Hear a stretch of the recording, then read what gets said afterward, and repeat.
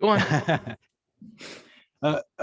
It's certainly possible that that's what he was alluding to, is that whatever reason they had taken him out of MIT where he couldn't graduate and put onto this project, the project was so sensitive that if anybody within government found out, like, it was something probably very, very dangerous, whatever the project was, and potentially just banned globally. Like, no government would ever touch this type of research, possibly. And that's what they wanted him to work on. How true is it? Like, who knows? But um, you were saying, like, you watched the interview and you said it was pretty detailed. Like, what else, what did you draw from it as you were listening to it? So I've seen this. There's a show called Cosmic Disclosure on Gaia TV, and it's literally like 14 seasons of these two guys just interviewing each other. The one dude talks about his involvement in this deep space program and how he has traveled the cosmos and met all of these different alien races, and how they have these devices that are like these glass tablets that are basically like our internet, except for they have like the internet of the cosmos. So like everything is answered. They can ask any question, the answer's there. But it's the most detailed. Like whenever I'm watching an alien story, I'm like waiting for them to get to the point, or like, yeah, tell me the real. This story is different because you have the one guy that's telling what he actually experienced, and the other guy is sitting there going, oh, well, that would make sense, that this would make sense because around this time, this whistleblower was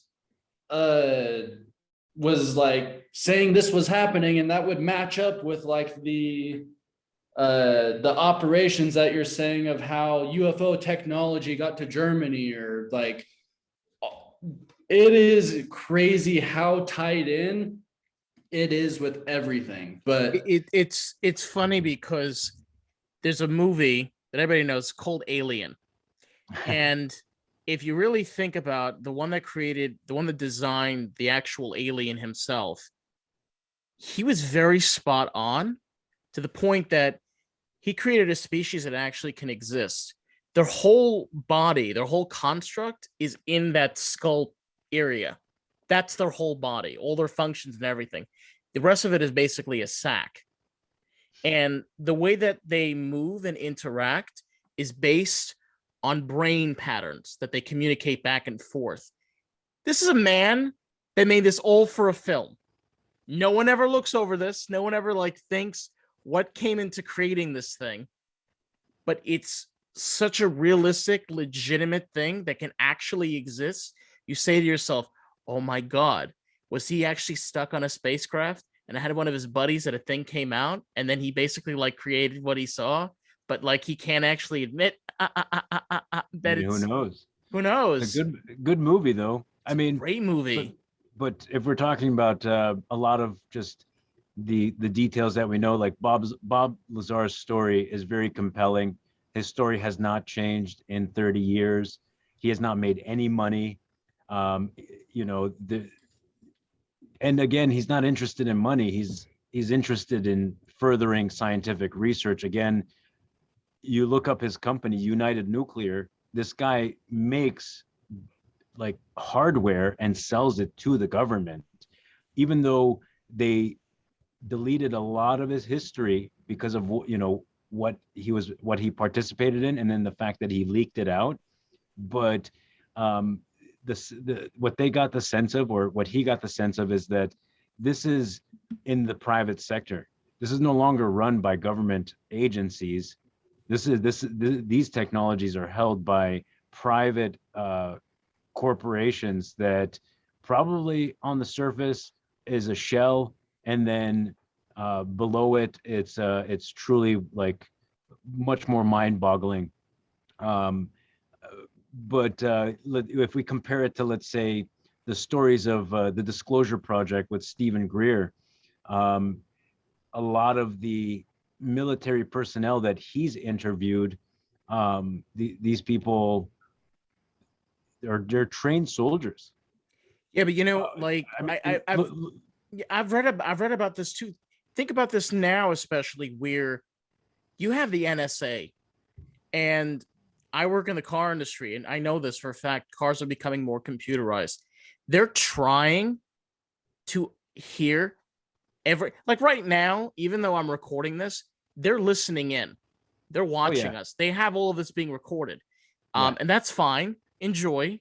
I don't know if this is something you're interested in, but sure. But that's what they're doing. They're creating this collective bubble where they can get all the information, so they know the second of when they don't want somebody to know something. So they can be there right then and shut it all down. It's very powerful. I mean, it's part of the metaverse. They are, the collection of all the data, the tech companies that, I mean, you should question why Amazon has Pentagon contracts, or why Microsoft does, or why Google does. When you start asking questions like that, you say, well, what's the relevance? Well, go and look at the Patriot Act that made it possible for them to get in bed with the government as they have. But ultimately, I mean, the most recent case, we look at the fighter pilot. I forget his name. Joe Rogan had him on too. Which one? I forget his name. David Fravor. Highly trained, has been a pilot for over 20 years, has flown many missions. I mean, probably hundreds, thousands of flight hours. What he experienced off the Pacific in 2006 or whatever it was. 2005. It was 2005. Well, yeah. It's 2005. I mean, it's and guess what? I want to see the interaction between David Fravor and Bob Lazar. From what I understand. Yeah, but what he said, what he saw, actually, there were quite a number of other people that said the same thing, where they kind of saw this light object. I think he said it was like a biscuit, or was it triangle? Tic Tac. Yes, it was shaped like a Tic Tac. It didn't, just everything that it had done was very, very out of the ordinary for a fighter pilot who has seen every type of aircraft known to mankind. But of course, like I said, I know Joe Rogan had mentioned it, or I think David had mentioned it. David Fravor and Bob Lazar actually got to sit down together and had discussions together. I think I may have heard this on the Lex Friedman podcast. And Lex is a great podcaster. He's, incredibly intelligent. And I enjoy the guests that he has on. But I think this is where David had mentioned, like, I did sit down with Bob Lazar. We did have a discussion about what I had experienced in a real life vector situation, and comparing those notes with Bob Lazar, who is like explaining how these things move, the technicals behind it, the science behind it. It's fascinating as fuck, man. The cosmic disclosure gives more details of like the technology by like he explains how the UFOs are controlled is through like just consciousness, basically. Mind, right? Yeah. And he described like specific things in the craft of like little nodes in the chair that like plugged into the head. And then the other guy would be like, yeah, that's what this whistleblower claimed. Do you want to something crazy? Do you know what Mercedes-Benz is working on right now? What? They're working on a car that there's a headband that attaches to the back of your head, and you're able to control with your mind on how the car works. No. There's no steering wheel, nothing. Go online right now. Mercedes-Benz is working on this right now. So where did that technology come from? Right? Ethos. Yeah, well, guess what? It goes a little further. The technology probably comes from like let's say the Apache helicopter, it's a fighter helicopter for assault purposes. The helmet on that thing is designed, and I think fighter jets have it too, I believe, but the helmet is designed to pivot the turrets and the machine guns in the direction of where the pilot points their head. So if they turn left to look at a target, guns are facing that direction. I flew a drone like that. My cousin had a drone and he just shot it up in the air and he takes the goggles off and puts it on me. And literally, I'm seeing the point of view of the drone and it just has like a center dot. And everywhere you look, you just look and then you press the trigger and it just goes wherever you're looking. That's awesome. And That is fascinating. top speed was like 75 miles an hour. So You just like stare and just this technology comes from somewhere, you know, and a lot of times it's military application before it becomes civilian application. Well, one of the technology that we know of is, we call them iPads today, but it's tablets. I remember I watched a documentary on this that was explaining that all the way back in the 80s, the government had tablets. They had these touch screens that they used to use on basically like a desktop kind of platform to be able for different types of missions, different stuff like that. And then all of a sudden in 2010, Apple was when they first introduced, you know, there was netbooks before, but like that tablet kind of construct kind of came from there. And all of a sudden, out of nowhere, government technology that was used throughout the 1980s is now in our hands. So you're right. They do release this technology over time to the general public. But in this case, it's about a like 30-year gap. Just about. I mean, yeah.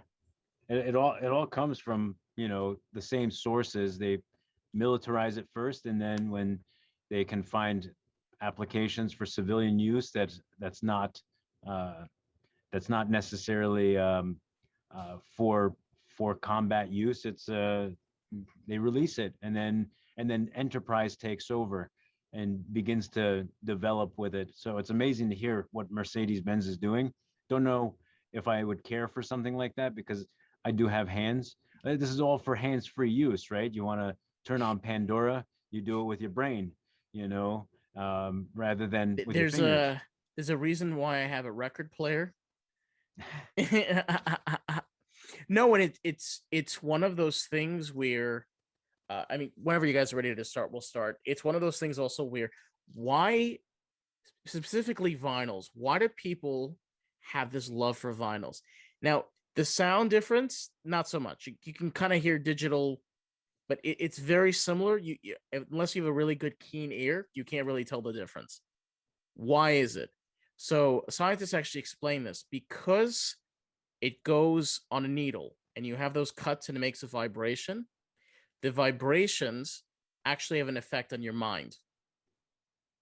I mean, but that's what I mean. Virtually everything is a vibration. Correct. Sound, But yeah. the thing is like you're getting a vibration in raw form instead of a digital form. Right. So it's having this physical connection. There's nothing wrong with digital. The problem is you lose the touch, the feel. You know, a physical vibration. I mean, you know, I tap this desk right here. That vibration is going to create a thump type of sound, but it's a physical aspect to it. With digital, you have more compression, but its distribution method is so much easier, so we all accept it. But we don't necessarily feel the same. It doesn't feel the same.